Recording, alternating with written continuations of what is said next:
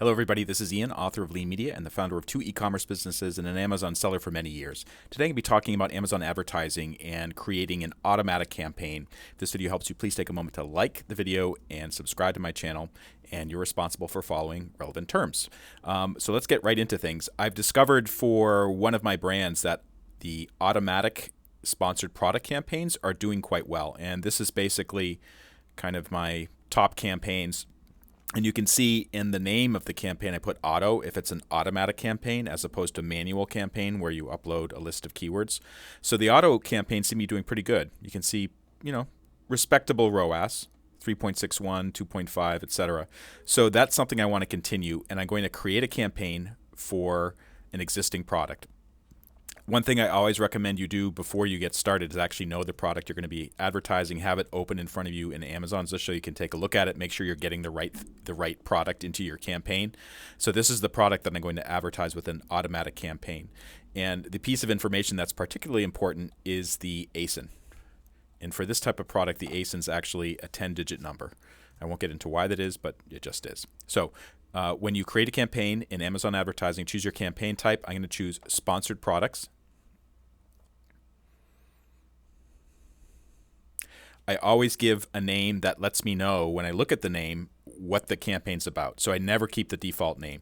So I'm going to change this from campaign 3/15/2022 to Google Docs. That's the name of the product. SP, that means sponsored product, auto, and then the date. So let's see, today's date is 03/15/22. One thing I do sometimes as well is I put in the bid amounts for this particular campaign, and let me just tell you what those are going to be. This is another currently running auto campaign for this particular product that we sell, and these are the bid levels for each category. So I'm going to copy these levels. Let's just call it 44 cents. And so I'm going to reference that in the title.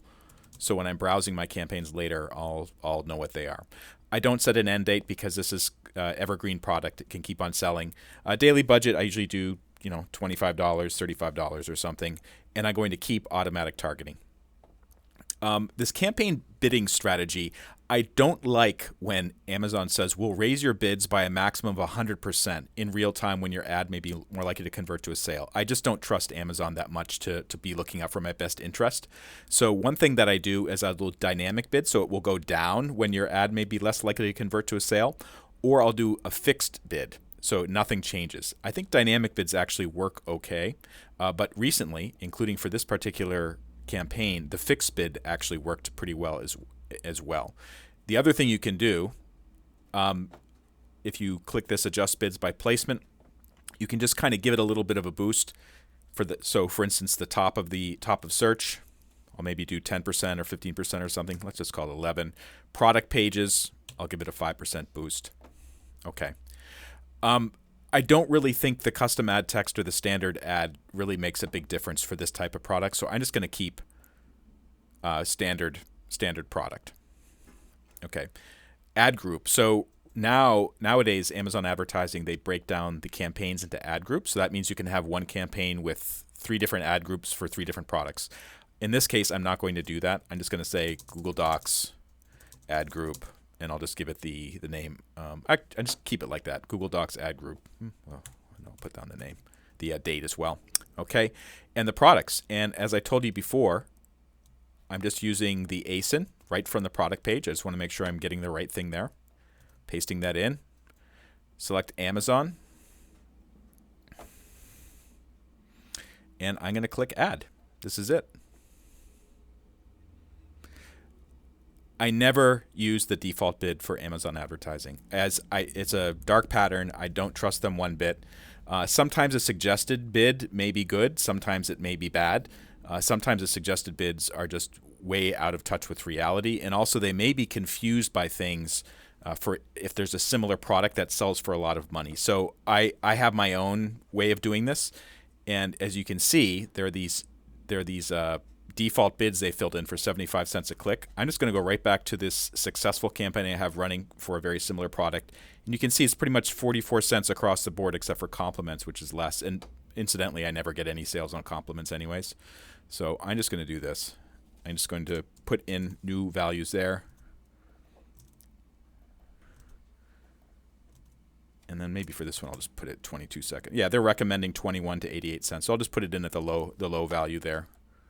I always use like 22, 33, 44, 55 cents, etc. because if I put that in, it's clearly not a default value. It lets me know that I'm the person who put that in, and it's a multiple of 11, so it's easy for me to remember. Negative keyword targeting. This is important if you don't want the same products showing up. So I'm going to put in some brands that I own because I do not want my own products being kind of showing advertisements for another one of my products, or people searching for a specific product and then this ad shows up, because I don't want, in my mind, that's a risk of losing sales.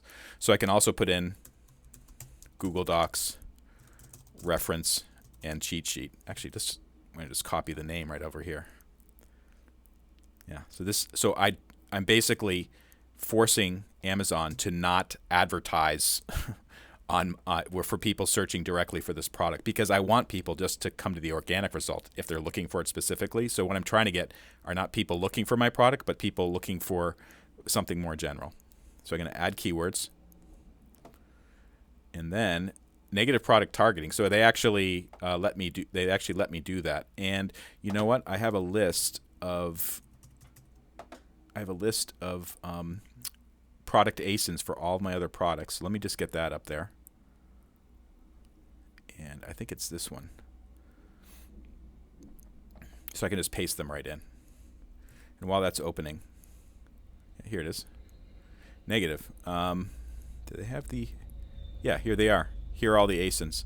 So I don't want to use any of these ASINs in my campaign. I want them to be filtered out. So I can enter list, exclude, and you can see all these products will be not included in this campaign, which is good. And so then it's ready to go. So just take a quick review, make sure everything's okay. I think it is. And let's see what happens. It's going to take a few weeks for the Amazon advertising algorithms to start working, but I'll come back in a few weeks to check it out. And I also have some other videos, incidentally, on how to optimize campaigns, either that aren't performing at all, or maybe could just use a little bit of a boost. For more information on how to get the most out of Amazon advertising, I have a blog available from leemedia.org. I also have a lot of videos right on this YouTube channel, so like the video and subscribe to my YouTube channel, and you'll see more like this. This is Ian Lamont from Lee Media, signing off. Thank you so much for watching.